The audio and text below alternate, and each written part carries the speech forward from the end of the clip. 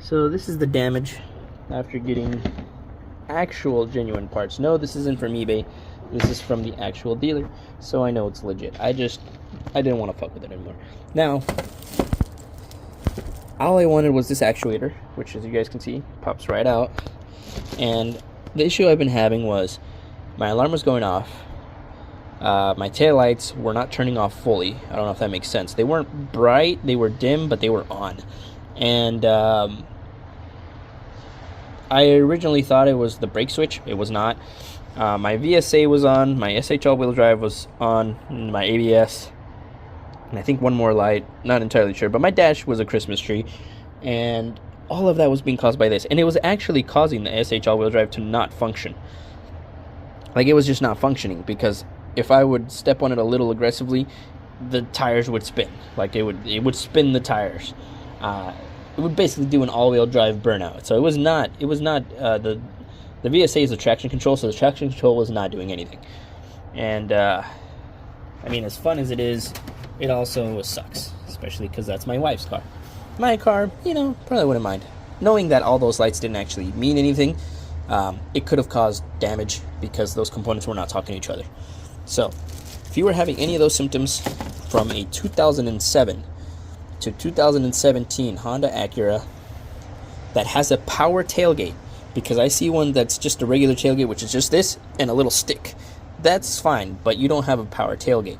Power tailgate is when you can open it with a button, either from your remote or from your button on the inside, and it just goes beep on, beep off, so it'll automatically open. And no, this is not for sedans, this is for only cars that have hatchbacks. Obviously, if you press the button on, let's say this one, that's a sedan, it will open automatically, but you don't have a power tailgate. So without further ado, let's install this. It looks about the same, give or take a couple of things. So this is a little different, but like I said, this fits from 07 to 2017, so this is probably the newer spec one.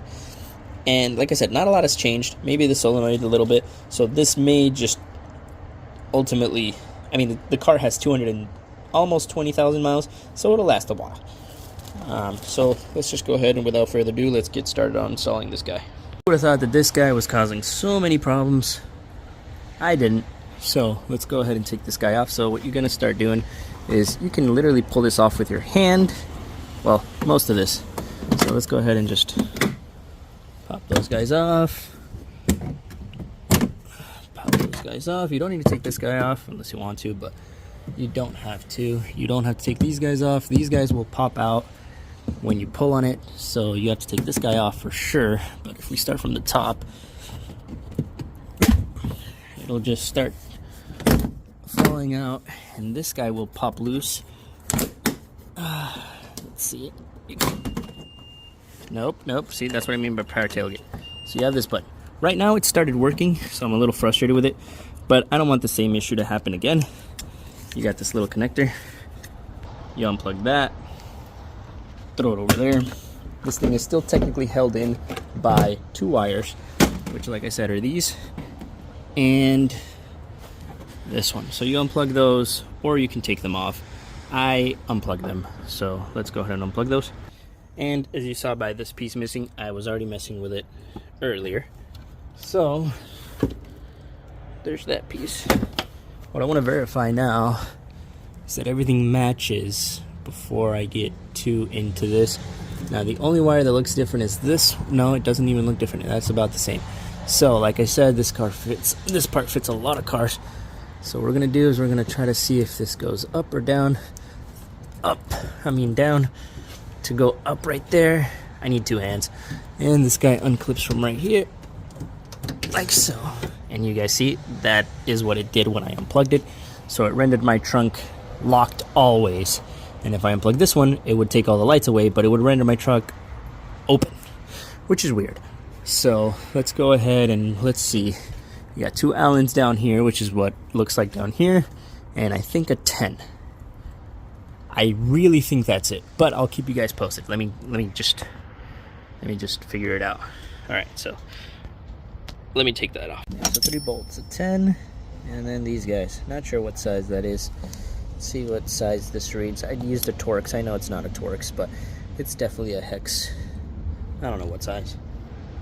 I mean, I don't really see any differences. Maybe like the metal's a little shinier. This is flipped to the other side. This is flipped this way instead of that way. Maybe that's just locked and unlocked. But I don't see even that's the same color. And this is probably what triggers that being locked and unlocked, the little switch. And I don't know, man. I don't know what's wrong with this one. It looks perfectly fine to me, but you know, it is what it is. So let's go ahead and install this guy. It was 3 bolts, so just these 2 at the bottom and that one at the top. But I will most likely have to line this guy up, so I'm gonna have to close it and open it a couple times just to make sure that I'm there. And yeah, so let's go ahead and get that installed. But man, what a headache for just this. So I didn't have to actually adjust it. As soon as I tightened it up, first try, it locked in. So you do have to take this clip out because this harness comes with this one, and I thought it was this one that came with that one. This one comes from the car. So you have to unclip that one from in here, and then you clip this one in, and then you bolt this one a little bit sooner than, and then you snug these ones up after. So don't tighten these fully, tighten this one fully first, and then you tighten these, and you should have the right positioning every time. So that's good to know. Now I just got to put the panels back on. So that's it for the video, guys.